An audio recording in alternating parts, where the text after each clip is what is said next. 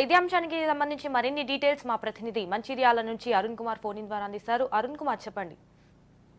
సంజన ఉమ్మడి ఆదిలాబాద్ జిల్లా వ్యాప్తంగా కూడా గ్రూప్ 3 ఎగ్జామ్స్ అయితే ప్రశాంతంగా కొనసాగుతా ఉన్నది. ఇప్పటికే కూడా అధికారులు అయితే పూర్తి స్థాయి కూడా అన్ని ఏర్పాట్లు చేసిండ్రు. ముఖ్యంగా భారీ భద్రత మధ్య కూడా ఈ ఏదైతే పరీక్షలు అయితే నిర్వహణ అయితే కొనసాగుతున్నటువంటి పరిస్థితి, ఏదైతే ఒక నిమిషం దానికి సంబంధించి కూడా ఒక నిమిషం వస్తే ఆలస్యంగా వస్తే కూడా పోలీసులు అయితే అక్కడ ఉన్నటువంటి అధికారులు అయితే అనుమతించేటువంటి పరిస్థితి లేకుండా పోయింది. ఈ నేపథ్యంలోనే మంచిర్యాల ఆసిఫాబాద్ తో కూడా ఆదిలాబాద్ అదేవిధంగా కూడా నిర్మల్ జిల్లాలో కూడా ఈ పరిస్థితి కొనసాగుతా ఉన్నాం. ప్రశాంతమైన పరిస్థితిగా కొనసాగుతానే నేను ఆదిలాబాద్ జిల్లాకు సంబంధించి కూడా ఆదిలాబాద్ జిల్లాలోని మావల దగ్గర ఉన్నటువంటి నలంద కాలేజీలో ఏర్పాటైన సెంటర్ కు కూడా ఒక నిమిషం ఆలస్యంగా కూడా దాదాపు 10 మంది అభ్యర్థులు అక్కడికి వెళ్లడం జరిగింది. ఒక నిమిషం లేట్ కావడంతో కూడా అక్కడ ఉన్నటువంటి అధికారులు కూడా వాళ్ళను పరీక్షకైతే అనుమతించలేకపోయారు. దాంతో కూడా వాళ్ళు కన్నీరు మున్నీరు అయినటువంటి పరిస్థితి. అక్కడ ఉన్నటువంటి జిల్లా కలెక్టర్ ను కూడా రాజస్థాన్ కూడా కలుస్తారు, మాకు అనుమతి ఇచ్చాలి, ఒక నిమిషం లేట్ అయింది, వేరే గ్రామాల నుంచి అట్లా రవాణా విషయంలో కూడా కొంత ఇబ్బంది తలెత్తిస్తారు, అందుకు మమ్మల్ని అనుమతించాలంటే వేడుకున్నా కూడా నేనేం చేసేది లేదండి, అది రూల్స్ ప్రకారం అయితే అనుమతించేటువంటి పరిస్థితి లేదని చెప్పి కూడా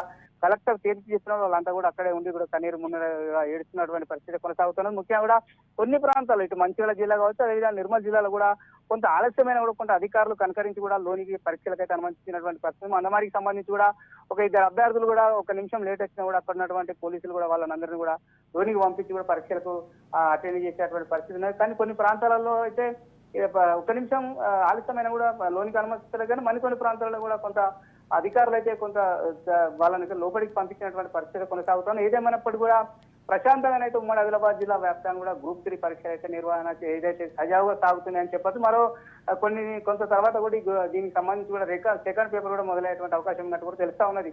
సంజన, ఇటు ఎగ్జామ్స్ కి సంబంధించి అంటే ఎలాంటి రూల్స్ కూడా పెట్టారు Arun Kumar?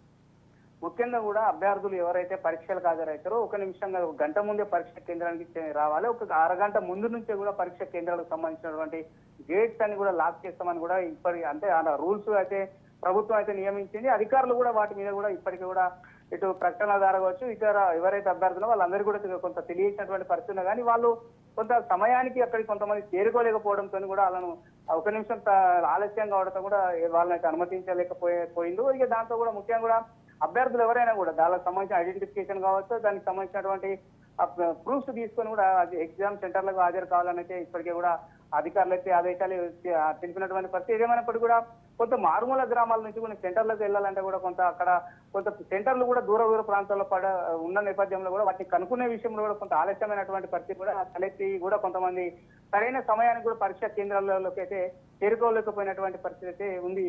Sanjana. Right, Arun Kumar. Thank you for the updates.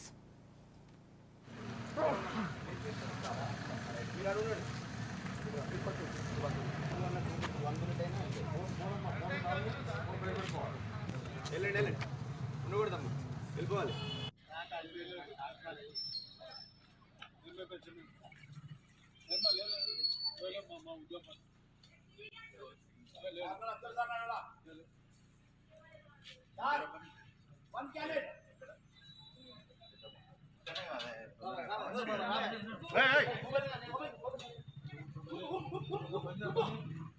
తెలియకపోవడా ఏమన్నా దండ ధర్మాన్ని ఇక్కడ దుబ్బతండ అన్నది ఇదేనా దుబ్బతండ పక్కన